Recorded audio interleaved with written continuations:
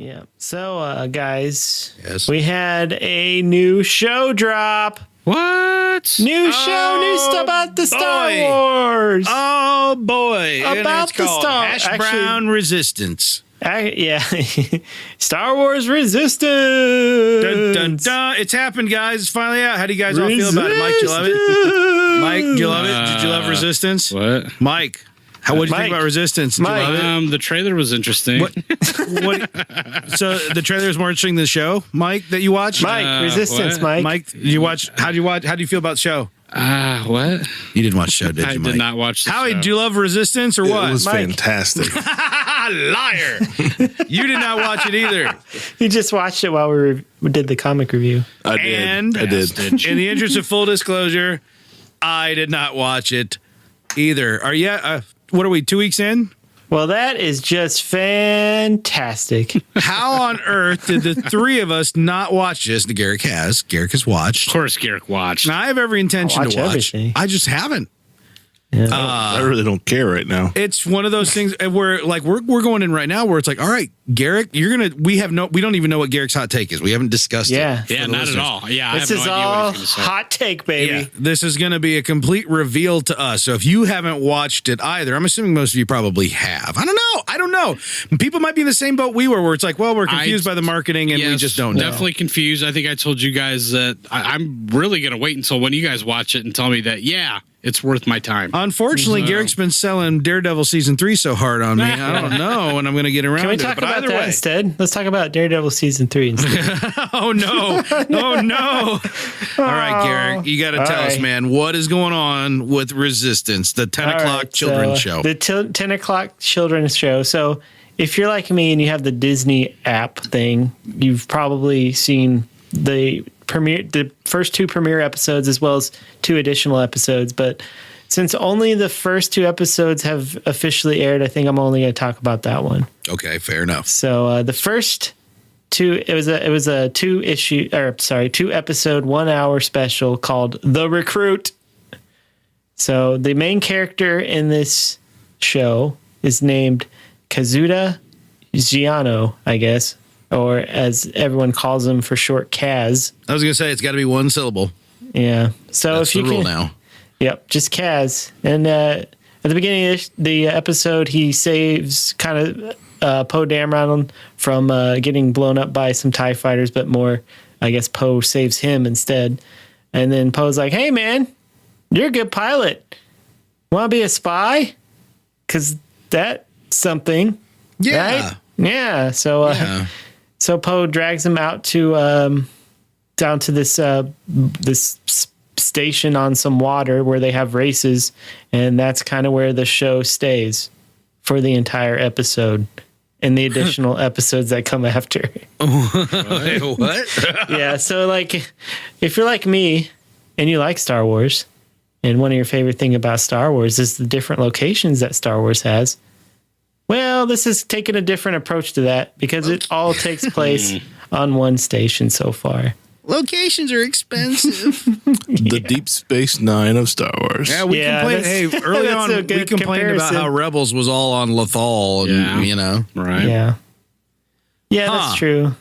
Yeah, so I don't want to really break down the entire story because it's really simplistic. Basically, he's put there as a spy, and the only reason he's good as a spy is because he's so outlandish and crazy. He's just like this young kid who just gets into trouble all the time. He's basically like almost like a smarter Jar Jar, I guess. oh no, that's not 'Cause he's always- not something anybody wants to hear. He's always screwing things up. He doesn't fit in. He just says stupid things sometimes. He's a But I scamp. guess that makes him a perfect spy because no one would ever suspect him of being a spy because he's the way he is. Okay. Yeah, but we get introduced to some. I mean, I will say the strength of the show, I think, is everyone but the main character. Because I really liked Niku, who is voiced by Big Head from Silicon Valley. Spaghetti. Yeah, he's got the really weird way of talking. He's he's kind of like very to the point, and he's bubbly and serious, and he like always tells you how it is, and it's very interesting. And then there's Yeager, who's kind of this old grizzled veteran of the rebellion. So he's kind of like he's Kaz's mentor of sorts, and he kind of joins Yeager's crew to fix up fighter planes and race cars and stuff, race jets or whatever they're called, spaceships. Yeah, space jet ship flyers, space jet ship things. Yeah, Cosmo cars. Yeah, so the whole thing about being on the space station is doing the race, and if you enter, you have to do this race, and if you enter the race and you want to drop out, you can't, or else they throw you off the side into the water, and I guess you die because there's giant fish monsters down there.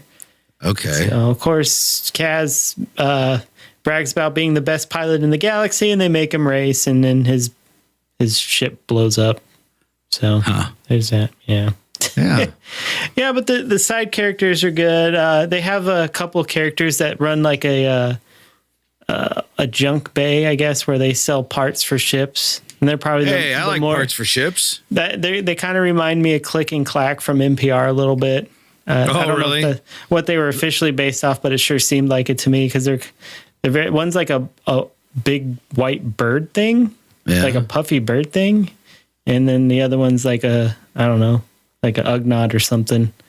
Interesting. Yeah, but overall, I think maybe, and it's not just me, but pretty much everyone I see is kind of tepid on it. And again, Really? I've watched the next few episodes, and nothing really happens. It's just a series of events, I think. And is it just kind of one-off episodes? I mean, there's not really an overarching story yet. Not yet. Like, he's supposed to be the spy trying to figure out what the First Order is doing, but the First Order isn't even there. So I'm not exactly sure what he's doing right at this point to spy. Is this a children's show? Yes. Yes, I would say it is. Why is it on at 10 o'clock? Why? I don't know.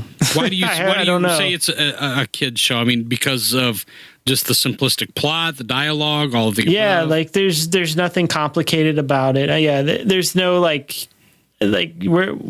watch Star Wars, I look for like deeper meaning. There's none of that in there. So it's very surface. Everything's on the surface, and why 10 o'clock? I don't know. I don't that know makes why. no It's so sense to me. confusing. It feels like they banished it to a time zone or a time that would not help it. Right. Yeah, it doesn't make any strange. sense because this is I don't feel like this is geared toward me. It sounds like a Saturday morning show. It is. It very much is. I mean, it's kind of enjoyable. It's not like Rebels where I had to see the next, episode. Yeah. This one I'm like, I don't even know when it airs, to be honest. So it's like, I guess I'll catch up when it's all done, or if someone says, "Yo, wow, really got good at episodes." Is this even something that we would continue to review? No, do you think? I don't think so. Yeah. Wow. There's nothing really to review because nothing happens. I mean, it's sad to say, like, nothing. It's its own contained story, so nothing really affects the greater universe so far, in my opinion. But wow, I don't know. If you're going to do a contained story, you should make it more interesting. Have you looked online, seen what other people are saying about it? Yeah, pretty tepid, right? Yeah, I mean, I've looked at Rotten Tomatoes, and it got pretty high score with the ratings, but there was only like 11. Yeah, there's some controversy about that too. Yeah, I know. I'm not putting that out as the truth or whatever. But I mean, just from fill me in, what's the controversy? Somebody went in and looked at each of those because it had like a 96% score or whatever. Yeah, somebody looked at each one of those individual scores because there was so few initially. Yeah, they were all like bot. Well, I want to say they're bot accounts, but they were created that day. There was no. You're talking about critics or audience? I believe it was audience score. Okay. And there was no. I mean, they were created like all the same day, and they were all just 5-star reviews, and they were. So it was strange. You don't like to believe that people do that, but they obviously do. Well, they have a thing in here. I'm on the Rotten Tomatoes page, actually. It's got a critic score of 91%. Yeah, but there's only 11 for all reviews. critics. Yeah. There's All if you, critics, again, I take critic stuff. Hold on.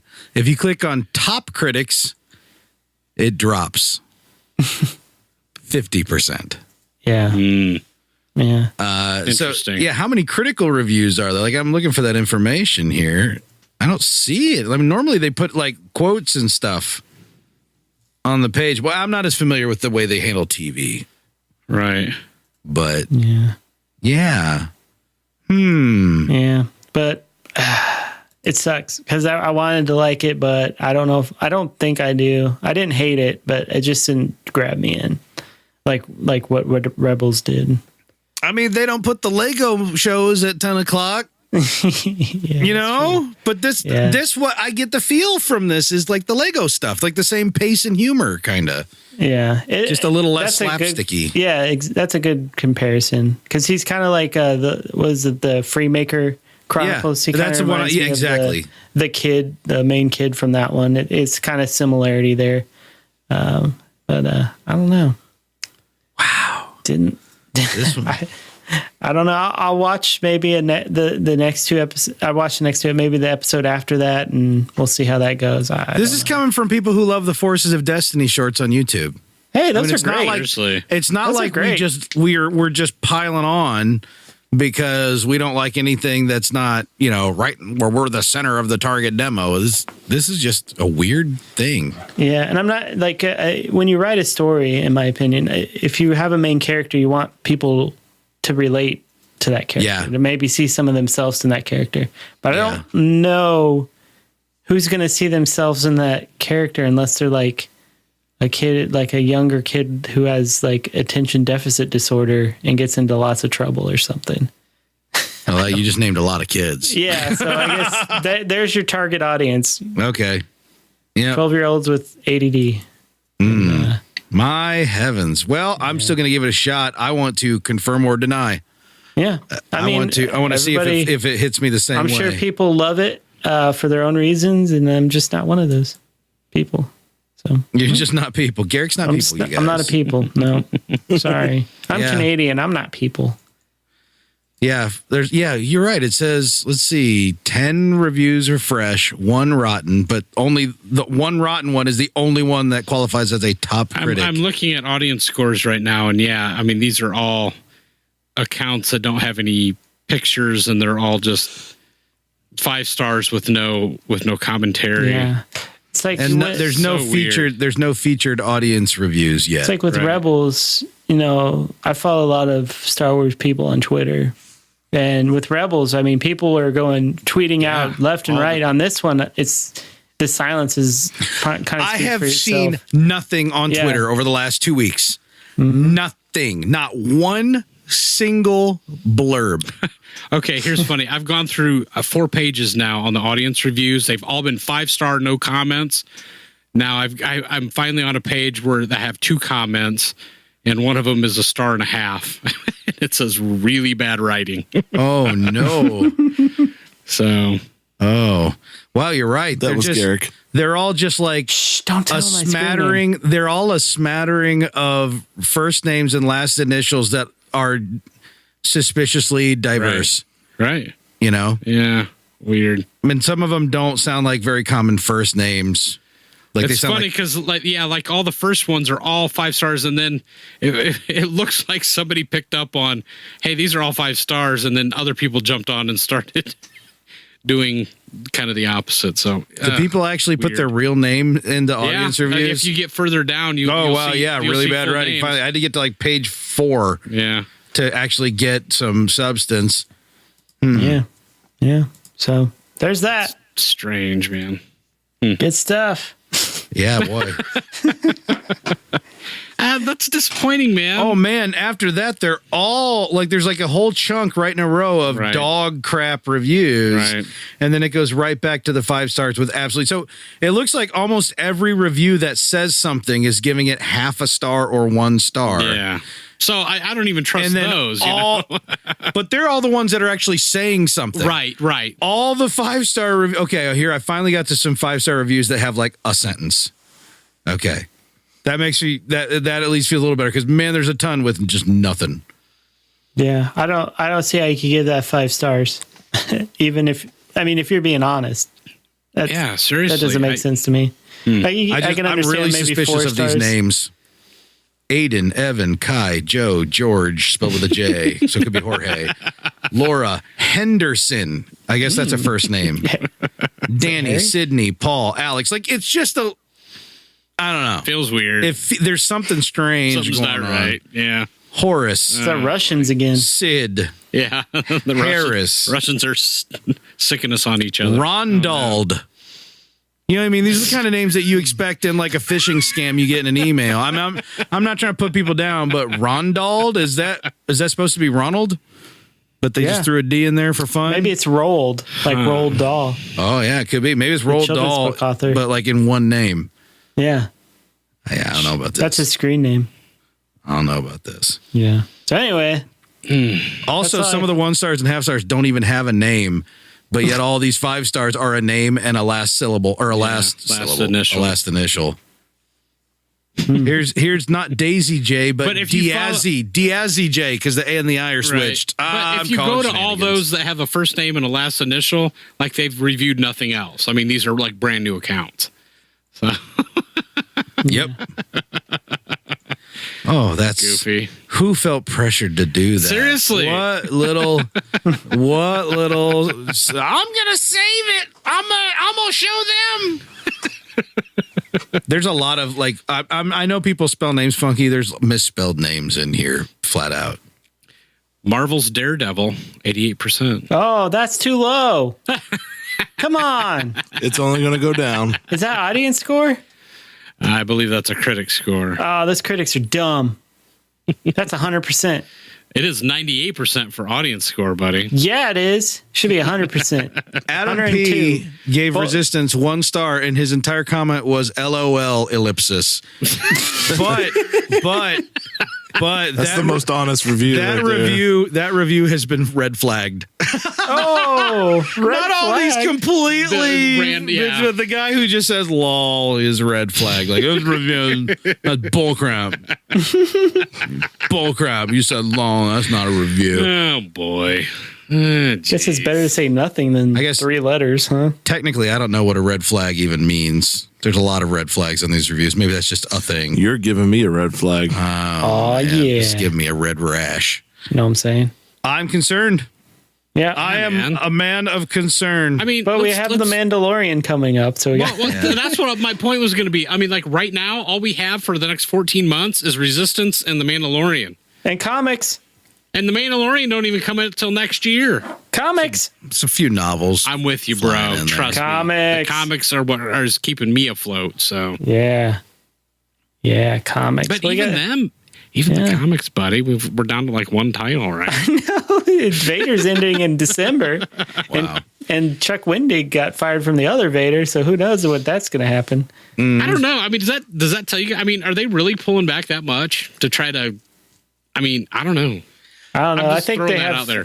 I think they're pulling Charles Soule off of everything. I think he's working on something they haven't announced yet. Yeah. Something secret. I'm talking about overall, though. I mean, it seems like we've really dialed back.